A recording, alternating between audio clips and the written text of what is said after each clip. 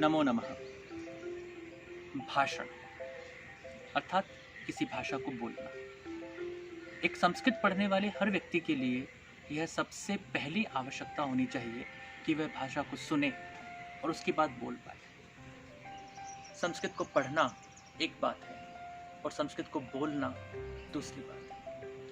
जब भी हम कोई भाषा पढ़ते हैं तो हम उसे बोलने में अभ्यस्त हो पा रहे हैं या नहीं हो पा रहे, इसकी परख हमें ज़रूर करनी चाहिए। लेकिन संस्कृत के विषय में शायद मेरे ख्याल से एक मान्यता बन चुकी है कि यदि आपको संस्कृत बोलनी आ रही हो या नहीं आ रही हो, इससे कोई फर्क नहीं पड़ता। हमें संस्कृत के धातु रूप याद होने चाहिए, शब्द रूप याद होने चाहिए, श्लोक याद होने चाहिए, मंत्र याद होने चाहिए, हमें उनका अर्थ कर देना आना चाहिए, हमें संस्कृत में भाषण लिख देने आने चाहिए। लेकिन स्वयं हम अपने विचारों को अभिव्यक्त कर पाएं संस्कृत माध्यम में, ये आवश्यकता शायद समाज इसको छोड़ चुका है और यही सबसे बड़ी कमी है संस्कृत भाषा शिक्षण की। संस्कृत भाषा में यदि हम संस्कृत को सुनना चाहते हैं तो मित्रों, क्या बिना बोले कभी कोई संस्कृत को सुन सकता है क्या? यदि हम संस्कृत नहीं बोलेंगे तो संस्कृत कौन सुनेगा? और यदि कोई संस्कृत नहीं बोलेगा तो हम संस्कृत कहाँ से सुन लेंगे? तो हमें संस्कृत को सुनने के लिए ये बहुत बड़ी आवश्यकता है कि हम संस्कृत बोलना शुरू करें। यदि हमारी पीढ़ियों ने संस्कृत बोलना शुरू नहीं किया तो आने वाली पीढ़ियां संस्कृत सुनने के लिए मोहताज हो जाएंगी। तो हमें ये प्रयास करना है कि संस्कृत को बोलना प्रारंभ करना है।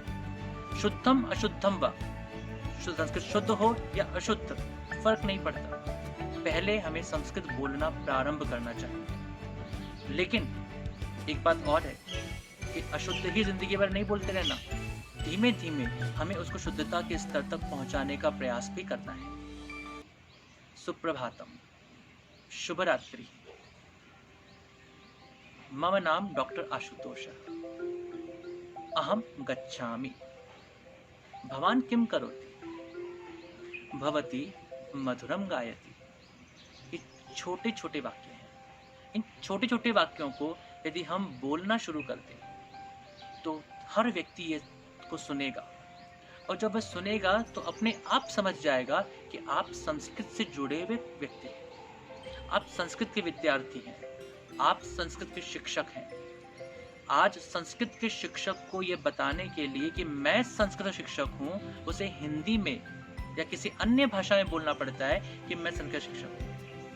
और यदि मैं किसी के भी सामने जा करके केवल इतना सा कह दूं नमो नमः, केवल इतना सा कह दूं सुप्रभातम, केवल इतना सा कह दूं आगच्छन्तु, तो वह अपने आप समझ जाएगा कि यह व्यक्ति संस्कृत का शिक्षक है अथवा संस्कृत का विद्यार्थी है।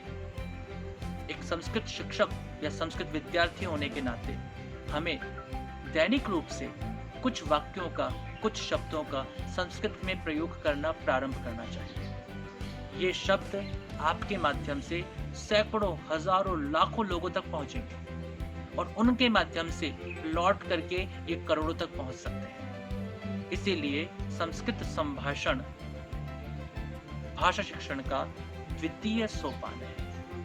यह दूसरा सोपान यदि हम नहीं चढ़ते, इस दूसरे सोपान पर हम नहीं पहुंचते हैं तो हम जिन दो सोपानों को पढ़ने और लिखने पर अत्यधिक महत्व दे रहे हैं, जिन दो सोपानों को बहुत महत्वपूर्ण मान रहे हैं, वे दोनों सोपान हमारे संपूर्ण संस्कृत संसार को नष्ट कर दें, खत्म कर दें। इस संस्कृत संसार की रक्षा करनी है तो हमें श्रवण और उसके बाद भाषण, क्योंकि सुनना और बोलना सबसे पहले भाषा को एक व्यक्ति से दूसरे व्यक्ति में संचरित करता है। पढ़ना और लिखना उसके बाद करता है। पढ़ना और लिखना सामान्य तौर पर हम विद्यालयों में जाने पर शुरू करते हैं, लेकिन संभाषण, भाषा का व्यवहार तो हमारे परिवारों में जन्म के साथ ही शुरू हो जाता है। संस्कृत बोलना, संस्कृत संभाषण एक शिक्षक या एक विद्यार्थी की विशेषता नहीं है। यह उस संस्कृत पढ़ने वाले हर व्यक्ति की एक सामान्य अवस्था है जिसको कि उसे प्राप्त करना ही है। संस्कृत बोल देना या संस्कृत में संभाषण कर लेना या संस्कृत में गीत गा लेना, ये सब की सब एक संस्कृत पढ़ने वाले हर विद्यार्थी को आवश्यक रूप से आना चाहिए।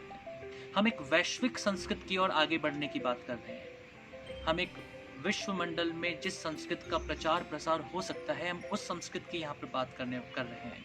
और ऐसी संस्कृत भाषा के लिए हमें निश्चित रूप से ये प्रयास करना है कि हम इस संस्कृत भाषा को अधिक से अधिक जनमानस तक पहुँचाएं।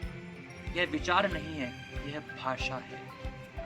यह भाषा है और इस भाषा के माध्यम से अनेक विचारों को देश और दुनिया तक पहुंचाने का प्रयास किया जाना चाहिए।